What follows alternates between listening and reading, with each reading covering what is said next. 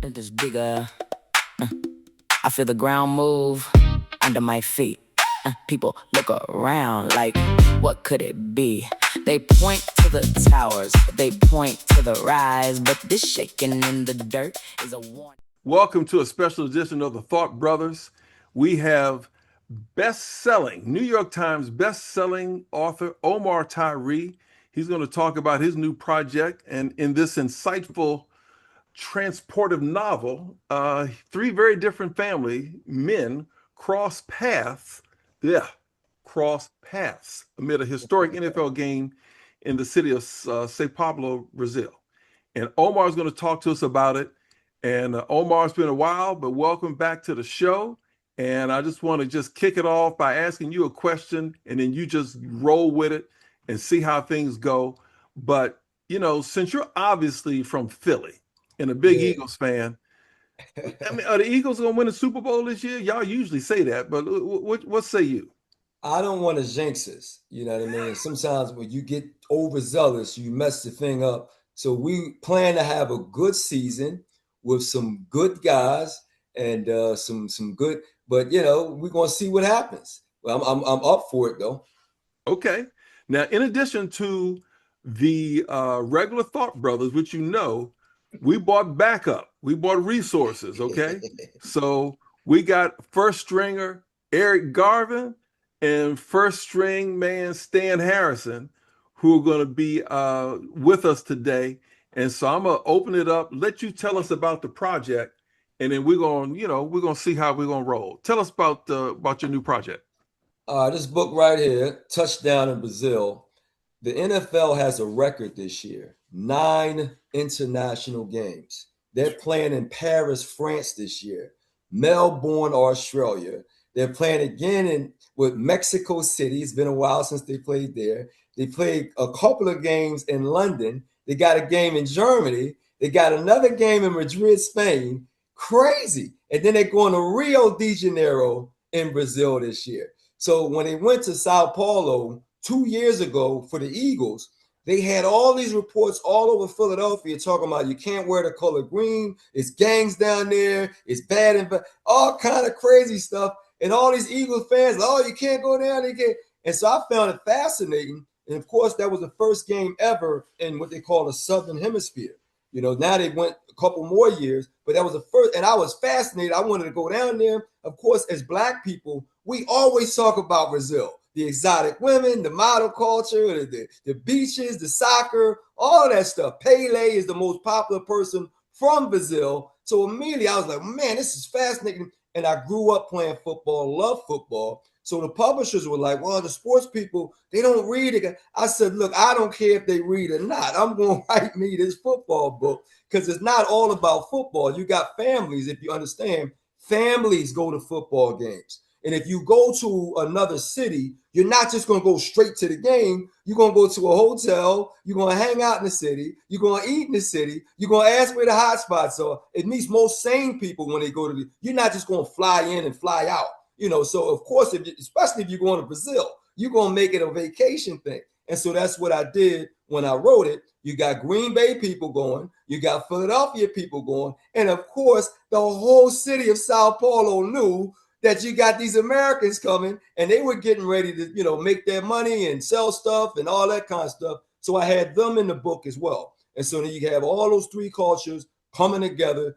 And the football game is the final, which I use the exact football game that they were played. I saw the football game. I use the exact stats. So if we get a chance to shoot the movie, we can use the exact same footage that the NFL has and just supplant all the footage from the fans and stuff. You know, that's what you would shoot. And so it's easy to do as a movie because I use the exact same footage. But yeah, I just find it fascinating that the NFL is really going international the way the NBA has. And then baseball, soccer, now the NFL is doing it. And I wanted to capture that in the book. And I did.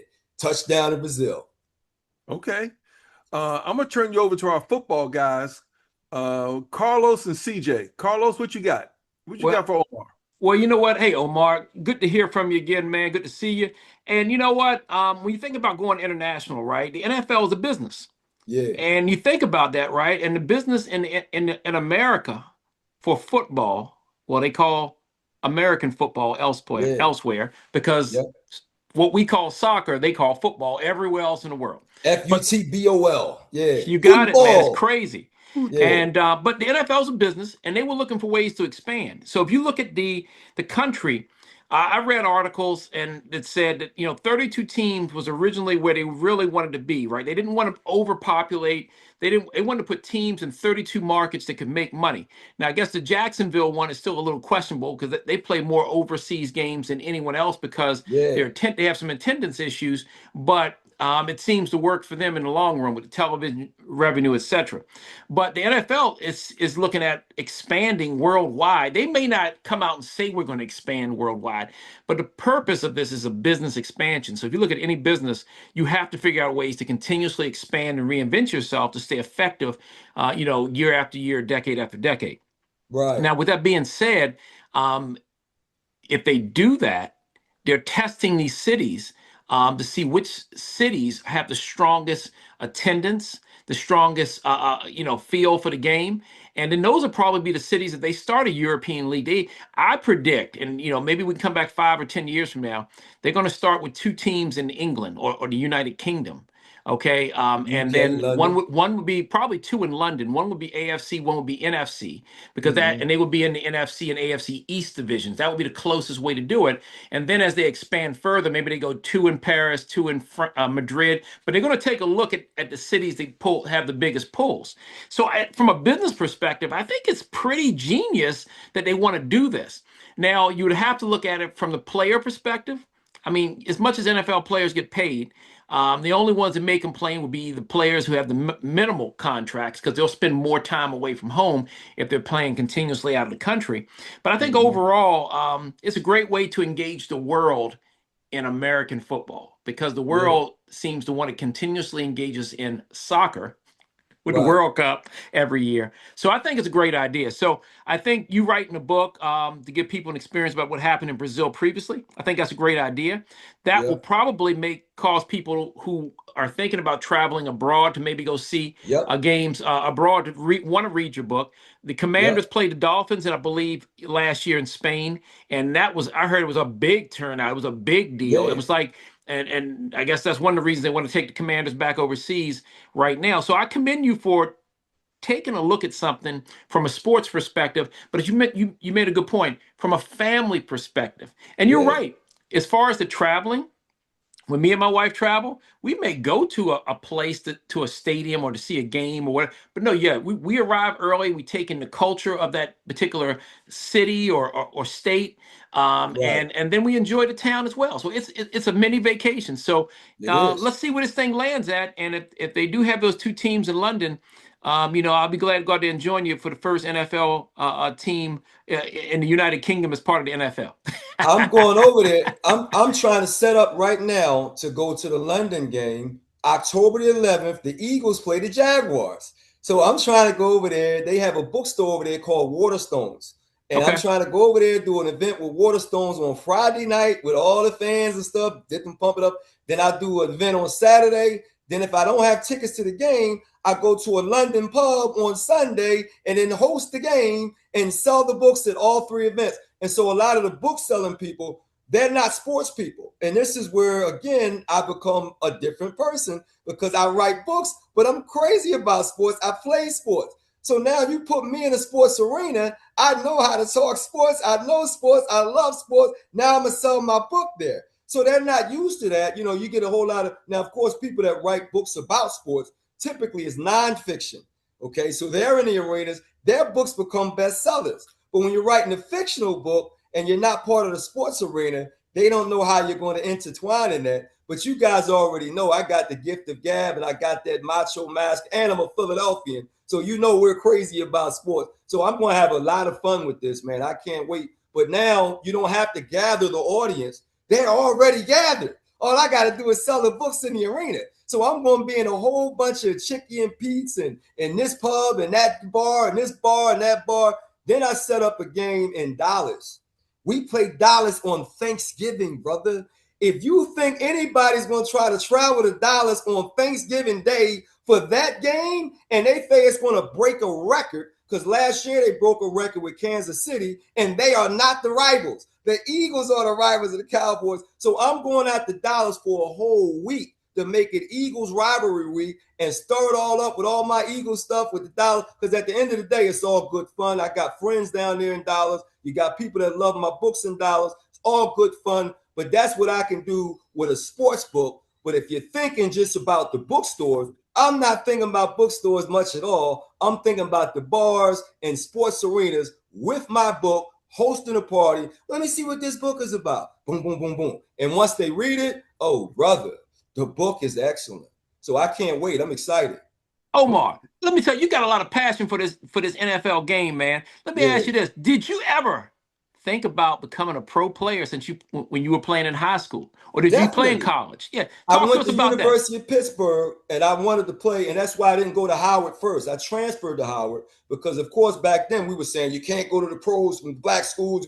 So we were all talking that. And then once I got on Pitt's campus, funny thing happened. 1987 was the NFL strike. That was my freshman year. We had a couple players from Pittsburgh left school early to join the scab teams. If you don't remember, they had these scab teams. I remember. The coach at Pittsburgh got on national television and said they shouldn't have been allowed to do this. We all want to go pro. Immediately, I became political. Why is this white man going to jump on? We've been dreaming our whole life about becoming pro. And our coach at Pittsburgh, dude, I became like Dak. I think it's on the school days. The Lawrence Fishburne character was always what. That's what I became radical. That made me radical immediately. And again, this is in the beginning of the season, dude. It's like September when that happened. So I'm barely on college camp. I did 1 month, and already my dream is being smashed against the wall with a white coach at my university saying they shouldn't have been allowed to do this. And then I watched guys do football 5 o'clock in the morning, 12 o'clock in the afternoon, 8 o'clock. I said, when they go into classes. So then you really feel how they utilize these kids. They don't want you studying anything heavy because you got to practice, you got to travel, you got to do all that. So they're really nervous about you really taking any heavy classes. But at the same time, they're going to try to stop you from that's when I really became, that was the first gist of me becoming this black radical politician off of football. And so once I fell off of that, I said, I'm going to a black school, man. I'm tired of this stuff. So I became really like Lawrence Fishburne. If you've never seen School Days, the audience, go back and watch School Days and watch how Lawrence Fishburne was and then he had the famous lines at the end, which they call woke culture.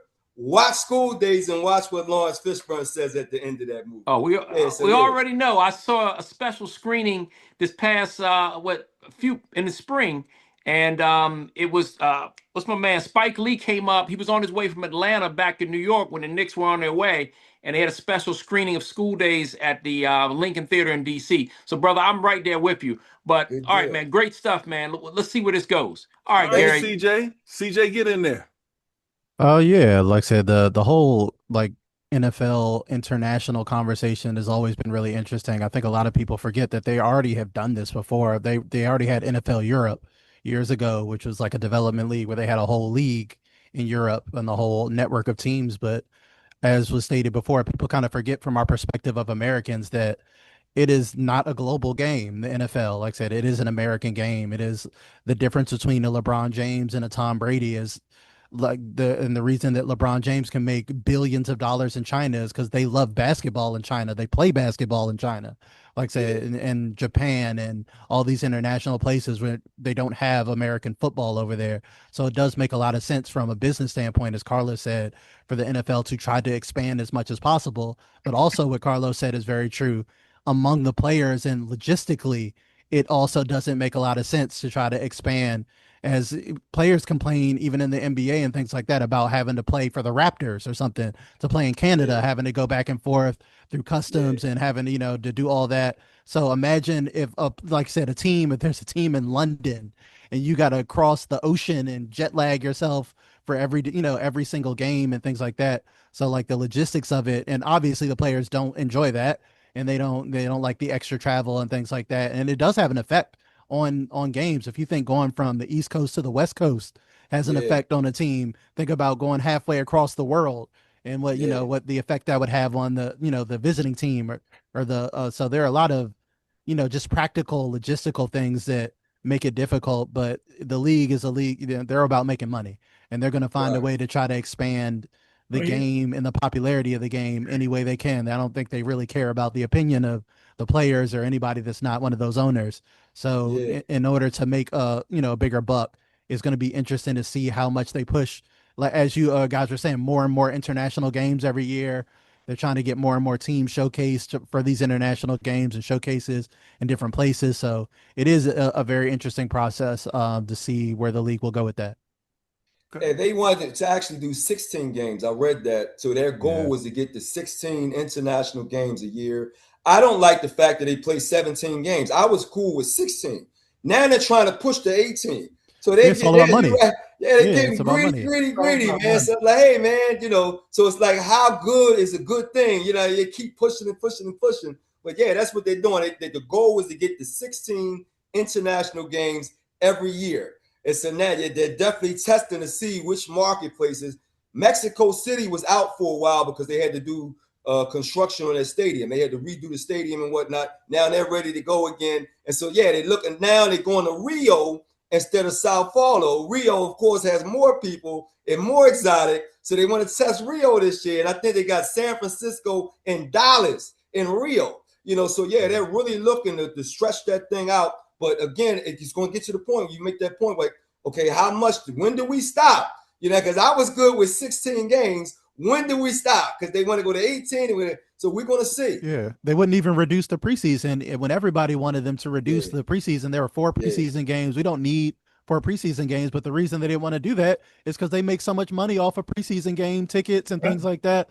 So it's like, Business. it's not about player safety. They want as many games played as possible so they can collect that ticket revenue, that parking revenue, that sponsorship revenue, that commercial revenue, even for preseason. So yeah, as you said, it's a battle against common sense and player safety versus profit, and profit always wins. Yeah. Mr. Spivey, let me get to you. Were those Dak Prescott pajamas? How do they fly overseas? Those. How's that going to work? Well, I think they're gonna fly real well Thanksgiving. When Philly goes over to go up to Texas Stadium and get a spanking. But I don't want to kill Omar's fury. Omar, let me ask you something. I know you have several books. I think you've written 30 books. Yeah. And Fly Girl, what made you change your gears? Most of your stuff has been like Fly Girl, and then you had 3 or 4 others that came off of Fly Girl. Why did you change? That is an incorrect statement. Fly Girl was one of the only female books that I wrote in my first 4 books. But what happens, brother, women outread men. And so if those 30 books, 22 of them are masculine, 8 of them are feminine.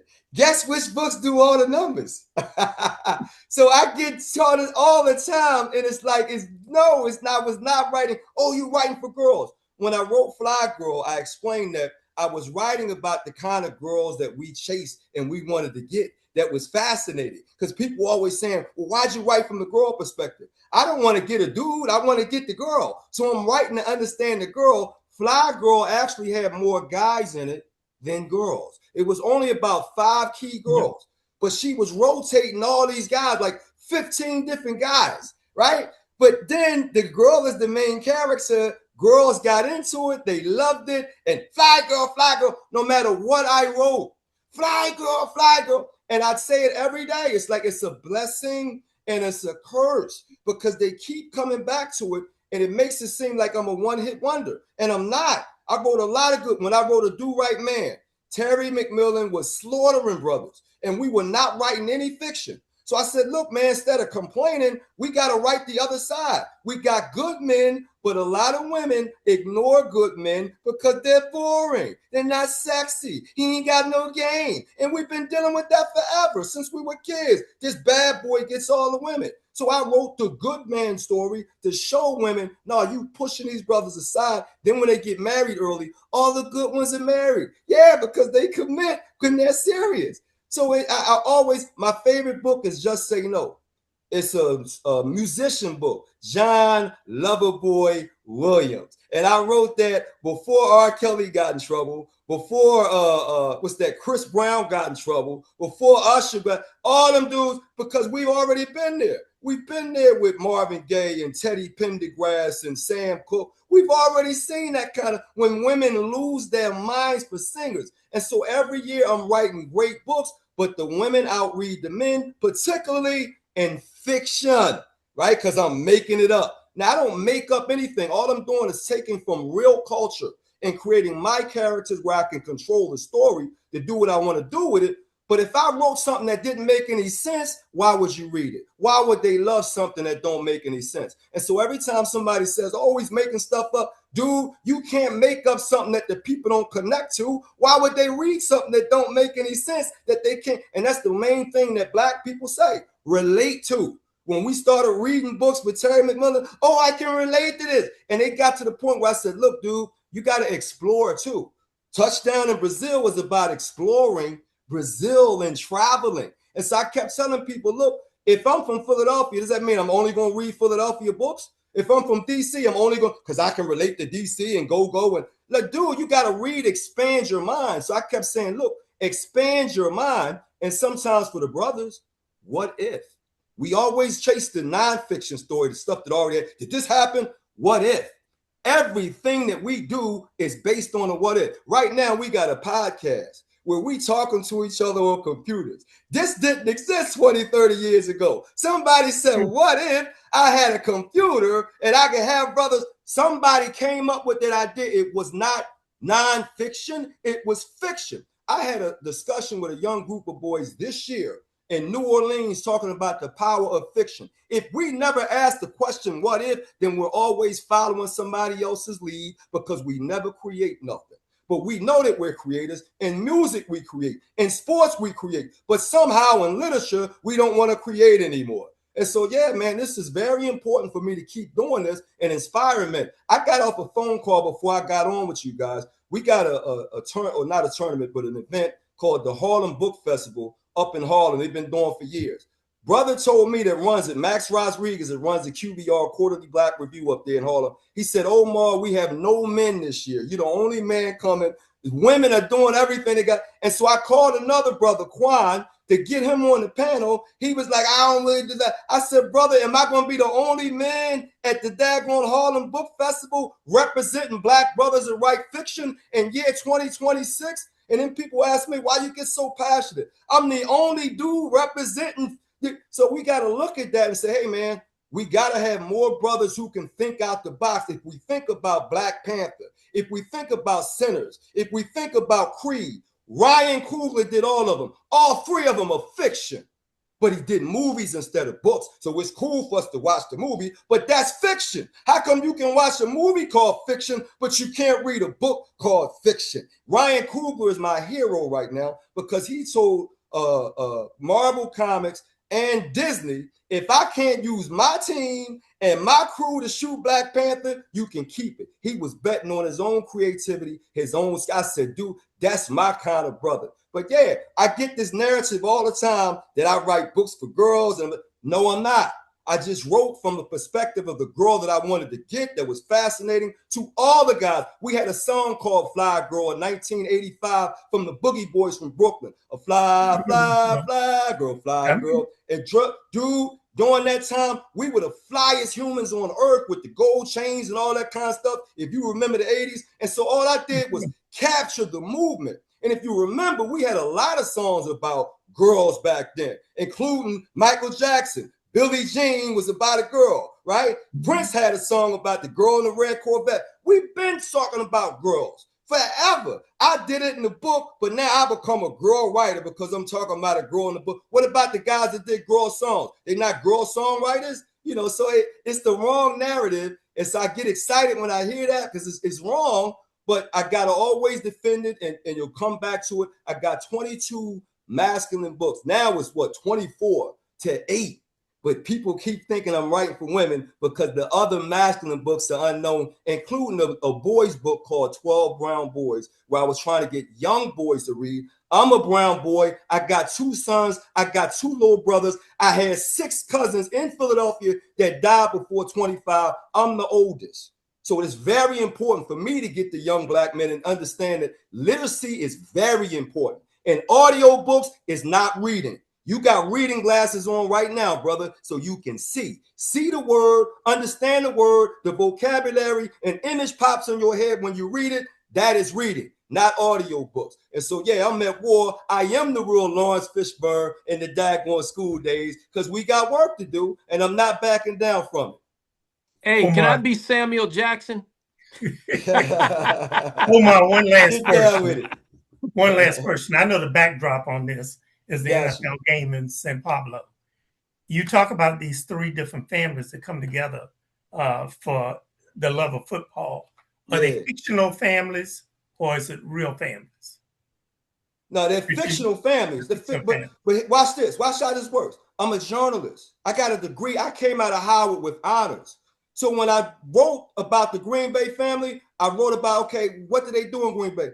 Wisconsin makes the most cheese. So I made the pop. He runs a cheese factory. So he got the money. And then the NFL now has flag football. It's taking off for girls. The daggone NCAA is about to make it a legal sport at the college level. I covered girls playing flag football in Charlotte, HBCU championship right here in Charlotte. Johnson C. Smith lost it. Winston-Salem State won the thing. So I'm covering it. In my book, I got an 11-year-old girl from Green Bay that throws the ball 40 yards, and her little brother, who's 8, can't catch. So she's mad that he can't catch. But when she goes to Brazil, guess what? They got to teach kids how to play flag football because it's coming in the Olympics in 2028. And so that's what they was doing in real life.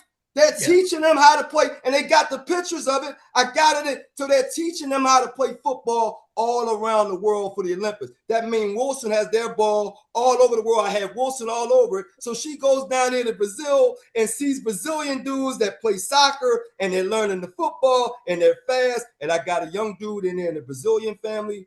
Dude is like Tyreek Hill, catches everything. And so she sees him and goes bananas. I want to throw to him. So I'm creating things based on reality, even though they're my characters. Because again, if I'm creating something that don't make any sense, why are you reading it? Okay.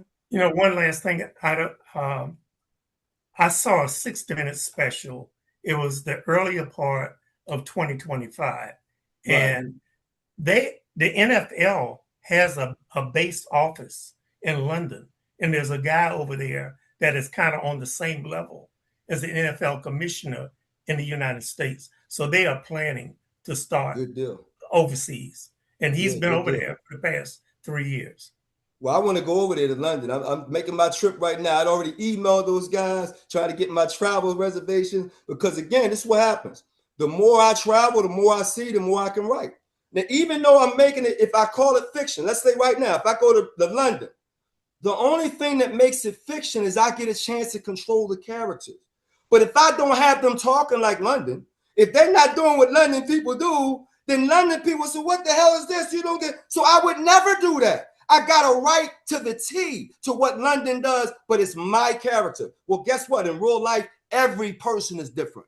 Every single London person is different, but you got to make sure that they're still doing things that London people typically do. And that's what I do in my research. So I call my stuff faction all the time because it's based on the facts all the time. Black people, we don't read a whole lot of, nonsense science fiction. We don't. We use stuff that we can relate and connect to. And so that's what I do all the time. And so I gotta defend it all the time, but it's cool. You get used to it. But this book, I'm excited about it because I grew up playing football, 4 years old in the basement in West Philadelphia. And part of my toughness is from playing football. I had uncles and cousins that would get on their knees. They were like teenagers. And I was like 4 with my other friends. My other uncle was 6. So we would have to run and tag the wall, and they would tackle us. Now, we had a concrete floor in the basement in Philadelphia. I got elbows, I got shoulders, I got a head, I got a knee. So, of course, you a 4-year-old, when they tackle you on a hard concrete floor and you don't have equipment on, it's going to hurt. So immediately my uncles, take it like a man, take it like, I will never forget this. Take it like a man, take it. I'm 4 years old. They're telling me to take it like a man.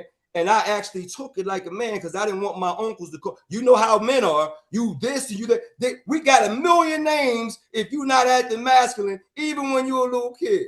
And so here I am. I'm going to tell y'all a quick story. I got hit by a car when I was 7 years old, riding a bike, trying to slide in between the car and the two cars like the old heads did it. I was 7 years old. I hit the front of that car, hit the back of the car, flipped up, came up. And when I got up, everybody, oh my God, I grabbed the bike and said, I can take it out. One of the moms said, boy, you can't take it. You got hit by a car. What the hell wrong with you? And I cried because the woman was going to take me to my grandma and the bike was all bent. But that's how tough I became because of football and wanting to be one of the boys. And now I grow up and they like, oh, you a girl writer. Oh my goodness, boys. It's like the greatest daggone irony in the world. All right, let me get Eric and then Stan in here. Come on in, Eric. So first, Omar, I want to congratulate you on your latest endeavor. Thank you. You have your enthusiasm is infectious, your passion for this stuff. And I couldn't help but draw the parallels between travel and fiction, right? And what they have in common is they help, if you're a narrow-minded person, it helps to broaden your perspective, right? So I see that. In fact, I have a quote I want to drop on you, and then I got a question for you. Got you. And this quote is, travel is fatal to prejudice, bigotry, narrow-mindedness, and many of our people need it sorely on these accounts. Broad, wholesome, charitable views of men and things cannot be acquired by vegetating in one's little corner of the earth all one's lifetime. Got you. So, and that's by Mark Twain. And it's basically saying that, hey, look, if you want to broaden your horizons, I'm a Right. big believer in traveling. Been Right. traveled to over 40 plus countries, and it really does do all of those things that he just described there. But as you were talking about the potential expansion of the NFL, uh, I'm maybe doubting Thomas on them expanding teams to those different countries. In the NBA they did it with the Toronto Raptors, but they haven't gone to any of these other European places or South America places. And I'm Right. not so sure the NFL can do that too. But here's what I do know, and Carlos and CJ really nailed that, and that is they can expand their audience or grow their audience by Yeah. taking the game over to those places. So they Right on. build a newer, fresher fan base. But you Right. can also generate perhaps some NFL players from some of those places, Yeah. right? I talk about that. Yeah, and that's where my lens through the expansion, it comes through that lens and not the other lens where a franchise will be awarded to them. So, Right. what are your thoughts on that, Omar? Well, when I talked about the kid in Brazil playing ball like Tariq Hill, he becomes a leader in the book. All his Brazilian kids, they love him because he can play soccer and American football. In fact, first I called it American football, but the publisher was like, that's too generic. But I was like, but that's what they call our game, man. But when my editor came up with touchdown in Brazil, I was like, I like that because a soccer goal was not a touchdown. So when you say touchdown, it has to be American. So I like that. And then it's in Brazil. So you get to talk about, but yeah, I already have that. So in the book, this is real life in the book, my soccer player, this little dude that played, his name is Lucas, right? He got the Brazilian name, Lucas Santos da Silva. So they got what they do is combine the mother's name and the father's name. So they got these long last names. I did my research, but this kid is so good, right? And he's only, I think he's 10 years old. So his parents are already saying, well, maybe you can play in the NFL. Watch what happens. When he connects with this girl from Green Bay, they end up going to the family's restaurant. They got a sports restaurant. So I got to think in ways where it connects. So I got a sports restaurant. They go to the sports restaurant to watch the second game because they had a game after that. Before that, I think they had the opening game. Kansas City played Baltimore. So they all watched that game before the Eagles will play on Friday. So she makes a bond with the kid. Watch this. The families bond. They said, well, heck, we could come up to Green Bay and see one of the Green Bay games. Then that's what happens with travel, dude. Like they're connecting. Then I got me an Italian dude from Philadelphia. He connects down there. He got all his people. They got a lot of Italians in Brazil. So he's down there. He tells his pop, like, hey, man, they don't know you down there. They don't know you. You know the people in Philadelphia. He's like, Pop, stop it, man. You're like, you can't be, same thing. You can't be afraid of all this news and all this stuff. And then the Brazilians are down there like, hey, man, we got to make our money. These Americans are coming. So they're ready for the America. And that's what happens every time they travel. Man, every time you travel, the city is ready for you. They open for you. You go there, you meet people, you do. Now you got stories to tell and you got books to write. That's what travel does. You're absolutely right. But if you stay in one place, that's why I talk about relate. If you never left DC, you never know what Philly looked like, never know what Chicago, your brain is limited. You've never seen this stuff. So that's what I'm telling men. Like, look, well, I got to wait till it's real life. Like, dude, what you missing so much? I love James Bond when we were kids, right? You know, the favorite part I love about James, not the girls, he got to travel to all these, he was in all these exotic places, man. James, so I wanted to do a whole series called The Traveler, just to show you different places. And you know what black people told me? Oh, I don't get to travel like that. Like it would be a negative idea. I said, well, you don't have to. Read the book and I will take you there. Yeah. You see that? Yeah. Oh, man. But yeah, you're right. The fiction allows you to open up your brain. But it's funny because you'll accept fiction in film and you'll accept fiction in music. Because these musicians, trust me, they are making up a whole lot of stuff. These rappers now, I don't trust anything these rappers got to say now. But you listen to all that like it's facts. Yeah. Yeah. Omar, let me jump in here real quick, man. Being a fellow writer, brother, I love the way that you vision out your characters and character creation. In this particular book, what was your game? What was your aim in terms of making sure that you draw the audience in? And number two, let's say that this book does well, another bestseller. Are you going to continue this path, and maybe you'll gain the gold medal of being a man writer after this one? Well, I wanted to do more sports books. Right now, the WNBA just got a contract that pays them more money. Now we got the NIL for the college athlete. Dude, sports is making money out of this world. Now you got 16-year-olds. They getting younger and younger going to the high school people. Now they're going to grade school with NIL. It's getting, so if you're not part of that money, man, like in some way, and so I started a whole podcast thing called KYP, Know Your Personnel, me and my son, he's younger than me, and he writes sports articles. So we started, doing high school events, college events, girl events, soccer events, track events, all that stuff. The money people are coming after you for everything. And so sports is not going anywhere. Right now, I wanted to do Angel Reese's book. Angel Reese is a WNBA most popular. She sells, but it's hard to get because she sells everything. So now you got to audition. I want to do Sha'Carri Richardson's book. She's very popular, always getting in trouble with this stuff, running her mouth. She's an Aries like I am. So the confidence is there. I want to do her book. And so, yeah, this puts me in position where I can finally get away from being looked at as a girl book because I've never been that. I wrote Marion Barry's autobiography. Excellent book. I sat down with him for 11 months. He didn't sit there and say, you're a girl writer, you can't write my book. He knew from day one when I sat down, brother's a man. I told him, I said, look here, I know what you've been through. I know what they try to do to you. I will protect your legacy for the rest of my life. That's Philadelphia loyalty. That's manhood. I told him that. He said, good, brother. Let's go ahead and put it together. That's right. Let's go ahead and put it together, Omar. I had a tour set up for him. And we didn't get a chance to do the tour because he got sick and he had dialysis and the whole nine. But yeah, man, like I would love for this book to blow through the hinges. It's also an easy movie, very easy movie. And then you start getting into sports movies and all that. And I'm a sports guy. I love sports. So I would love for that to happen. And that's what I'm aiming for. So I wanted to make the book as relatable as possible. And the Italian guy is addicted to betting. How realistic is that? Betting is getting crazy now. So he got the whole Fanatic sports book out. He's betting on Saquon. Saquon scored 3 touchdowns that game, fellas.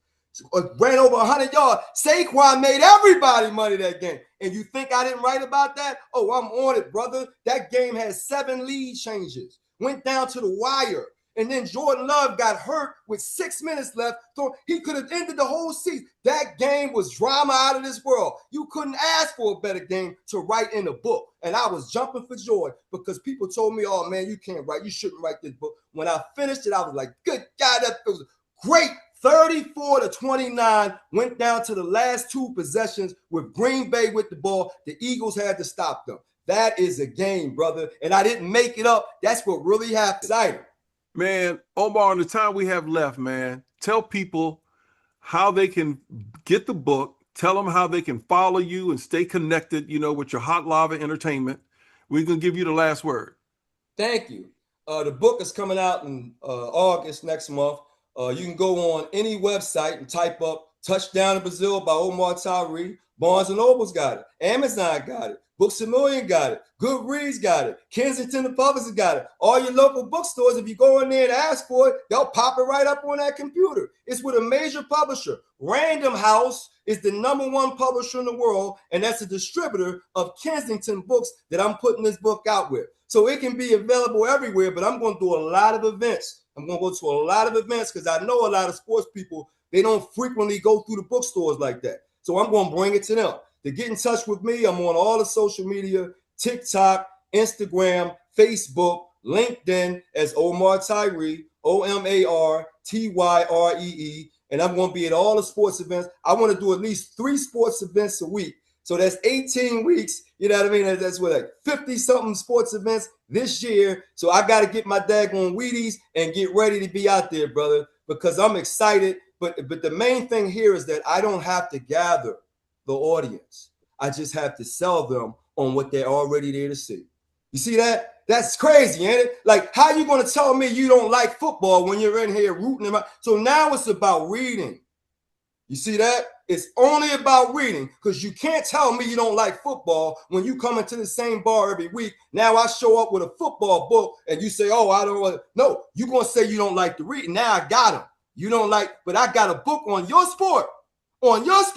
And you're telling me you don't want to. And so this is going to be fun, man. I got to keep my cool and not go off, but it's going to be fun to see how people respond to me in their regular football habitats with a book that's excellent, and then they want to turn me down from it. So we're going to see, but I don't think it's going to be as bad as the publishers say. I don't think a lot of people have done what I'm about to do and and I'm going to have all my Eagles gear on and be ready. And I'm going I'm going down to Dallas for the Thanksgiving Day game. We got the Dallas people pumping it up right now. We're going to do podcasts and everything in Dallas for Rivalry Week. Oh, I'm going to have a good fun, man. I'm going to have a good fun. Y'all can feel the energy from me. So all the people reading that, when you read the book, when I can't wait, because if you actually read the book, you're going to say this brother can actually write and knows football. And that will be redemption for all these years of, oh, he's a girl writer. No, I am not.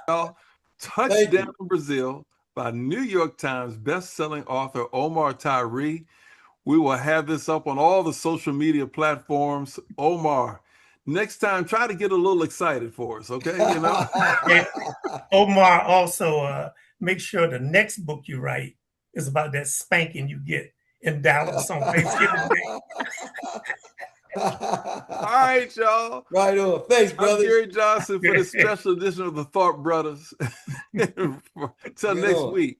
Thanks, brothers. Out of here. Good night. No promise, land in his hand. You can't keep pressing what you don't understand. Every wrong deed, every crooked plan leaves a mark in the earth, leaves a mark on man. He sees the land, he sees the line, he sees the crossing every single time. And when enough is enough, when the mercy grows thin, the shaking starts speaking. Shake it up, shake it up, shake it up, shake it up, shake it up, shake it up, shake it up, get it right. Shake it up tonight. He's not pleased, he's calling us here.